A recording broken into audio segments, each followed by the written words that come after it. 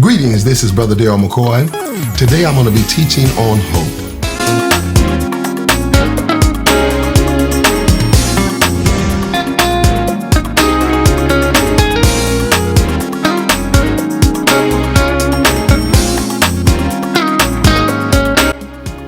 God bless you today. I'm going to be ministering a word on hope out of the book of Proverbs chapter 13, verse 12. It was the wise man Solomon that said, "Hope deferred maketh the heart sick, but when desire cometh, it is a tree of life." Now, children of God, we live in an hour where many people think that the devil wants your faith. The devil is not looking for your faith. You have to understand that the Bible said faith is the substance of things hoped for and the evidence of things not seen.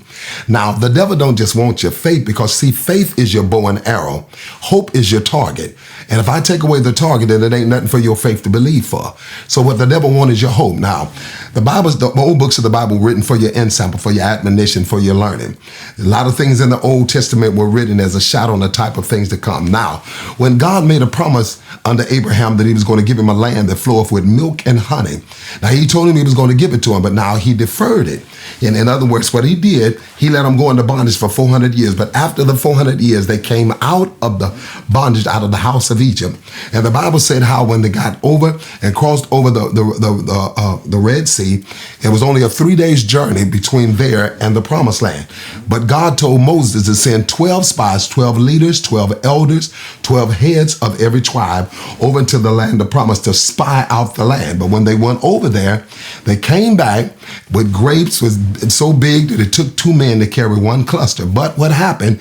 10 of them came back and they said the land is as God said it was, but the land is a land that eats up the inhabitants thereof. The land, there's giants over there. So they came back with an evil report. Now, God done told him, he said, "Don't worry about it. Go over there and I'll drive out the enemy for you."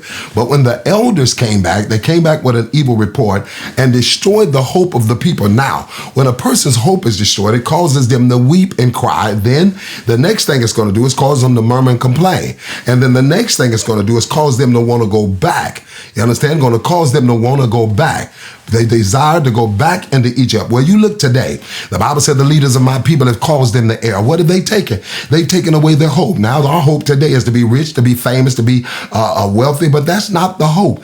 That's not the hope. The Bible said, "For whom he foreknew, them he also predestinated." And we teach them we're predestinated to be rich. Listen, not for a real child of God. The predestination, he said, listen, "For whom he foreknew, them he also predestinated that they might be conformed unto the image of his son, that he might be the firstborn among many creatures." Now, the thing we need, we're not looking for another wealthy person. We're looking for a Jesus man, a Jesus woman, somebody with the miracle working power, the anointing, the glory, the love, the blessings of God upon their life. You understand? I mean, people are seeking after wealth and fame. This is where people's hope is. And a lot of people can't get it. Everybody promising you riches, but everybody's not going to be rich. He said, "The poor you have with you always." But you have to understand, we used to have a hope. The Bible said, "What manner of love the Father bestowed upon us that we should be called the sons of God." He said, "It doth not yet appear what we shall be." Now watch, "But when he shall appear, we shall be like him, for we shall see him as he is." And he said, "Now every man that have this hope in him will purify himself." Folk don't have hope no more to be like Jesus. So therefore, they don't have no hope, so they don't want to live holy. Well, listen, I'm telling you, you got to have hope in order to strive to be what you need to be in God. Well, I see I've run out of time, but this is Darryl McCoy. Say, stay tuned.